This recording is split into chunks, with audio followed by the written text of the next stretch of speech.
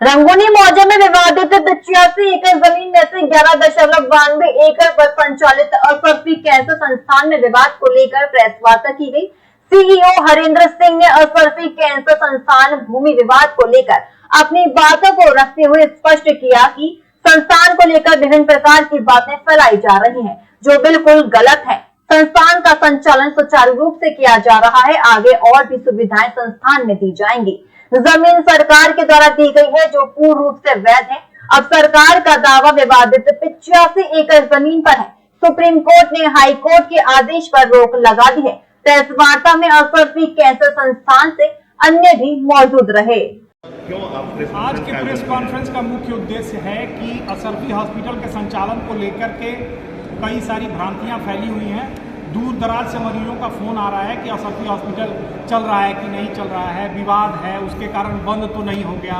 कई लोग जो असरफी हॉस्पिटल जो 15-16 साल से चल रहा है, वहाँ भी लोग फ़ोन करके पूछ रहे हैं कि क्या हुआ, हम लोगों को ये लग रहा है कि बंद हो गया या चल रहा है।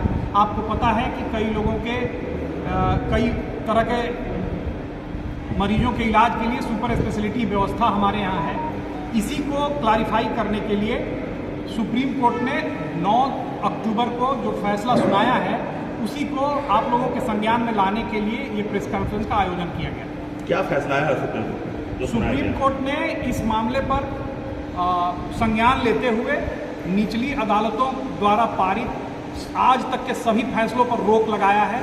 एग्जीक्यूशन कोर्ट द्वारा जो कार्रवाई की जा रही है, उस कार्रवाई पर रोक लगाया है तथा हम लोगों के एप्लीकेशन को एडमिट करते हुए इसको आगे की सुनवाई के लिए कार्रवाई कर रहे हैं। तो क्या आगे की कार्रवाई सुप्रीम कोर्ट ही सुनेगी या फिर लोअर कोर्ट या हाई कोर्ट सुनेगी? आगे की कार्रवाई सुप्रीम कोर्ट, माननीय उच्च न्यायालय और लोअर कोर्ट के आदेशों का अध्ययन करने के बाद सुप्रीम कोर्ट जैसा ठीक समझेगी उस हिसाब से आगे का दिशा निर्देश इस मामले में जारी करेगी।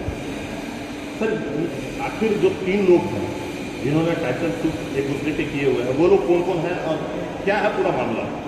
इस जमीन में पाल और दत्ता परिवार जो आपस में रिश्तेदार हैं, उन लोगों ने एक 85 एकड़ जमीन पर टाइटल सूट फाइल किया था।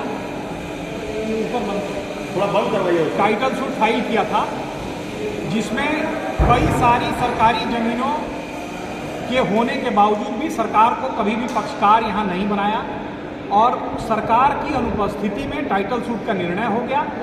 इस मामले को लेकर जब निर्णय हुआ तो दत्ता ने तब तक सहारा इंडिया को ये सारी 85 एकड़ ज़मीनें बेच दी थी।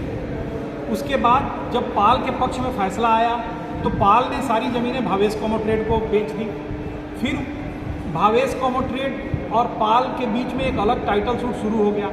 इसके बाद पाल ने नाराज़ होकर फिर जयप्रकाश राय की कंपनी और उनकी पत्नी के नाम पर एक एग्रीमेंट कर दिया और उनके साथ भी विवाद होने पर फिर से एक टाइटल सूट चल रहा है। तो इस 85 एकड़ ज़मीन 2 बार रजिस्टर्ड सेल डीड द्वारा बेची जा चुकी है और तीसरी बार बेचने के लिए जयप्रकाश राय और पाल ब्रदर्स पूरी तैयारी कर रहे हैं और इस आदेश के बाद इस चाल पर रोक लग गया है और ये अब सुप्रीम कोर्ट के तहत मामला है।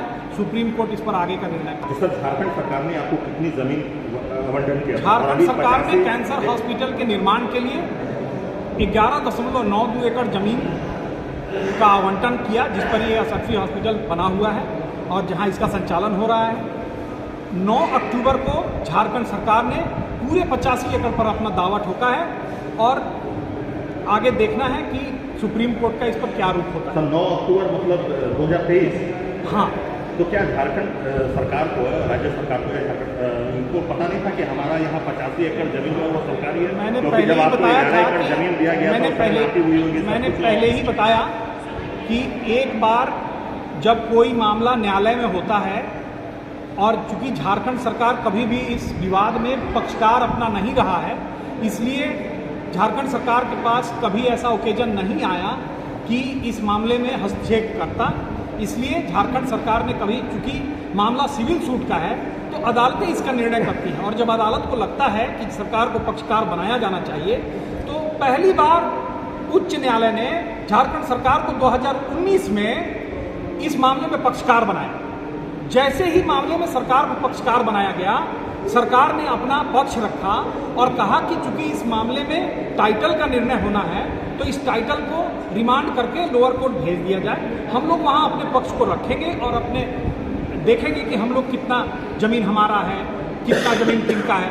परंतु इसी बीच में उच्च न्यायालय का निर्णय आ गया और ये मामला सुप्रीम कोर्ट द्वारा रोक लगा दिया। कुछ दिन पहले ही जो कोर्ट ने निर्णय दिया था कि पाक परिवार को इस जमीन को सौंप दिया जाए, उस दिन यहाँ पे अधिकारी भी मौजूद थे, तो उस दिन ये बात क्यों नहीं आई सामने? जिस दिन की बात आप कर रहे हैं उस दिन 23 सितंबर 2023 था। सुप्रीम कोर्ट ने इस मामले पर रोक लगाया 9 अक्टूबर 2023।